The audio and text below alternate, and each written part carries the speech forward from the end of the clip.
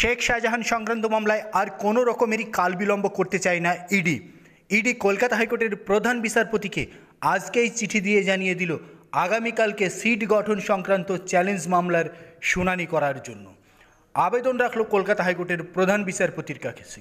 শেখ শাহজাহান গ্রেপ্তার হয়েছে, তথ্য প্রমাণ নষ্ট করা হতে পারে, এই আশঙ্কায় এবার তাকে হেফাজতে নেওয়ার জন্য এবং সিট গঠন করে তদন্ত প্রক্রিয়া চালু করার জন্য এবার প্রধান বিচারপতির এজলাসে আজকেই চিঠি দিয়ে জানিয়ে দিল এনফোর্সমেন্ট ডিরেক্টরেট।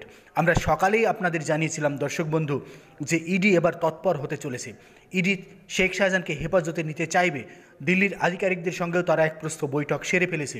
সেখান থেকে গ্রিন সিগন্যাল পাওয়ার পরপরই ইডির আইনজীবী ধীরাজ ত্রিবেদী প্রধান বিচারপতিকে চিঠি দিয়ে বললেন, সিট গঠন সংক্রান্ত ডিভিশন বেঞ্চের যে স্থগিত মামলা সেটা 6 মার্চ শুনানির জন্য রাখা হয়েছে, কিন্তু এই 6 দিন অত্যন্ত গুরুত্বপূর্ণ। আমরা চাই আগামীকালকেই এই মামলার শুনানি হোক।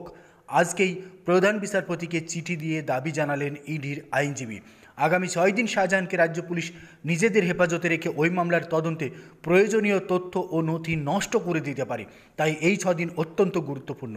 আর আমরা কোনো সময় দিতে চাই না, 24 ঘন্টাও সময় দিতে চাই না, 12 ঘন্টার মধ্যেই আগামীকালকেই এই মামলার শুনানি চাই, এমনটাই দাবি করল ইডি।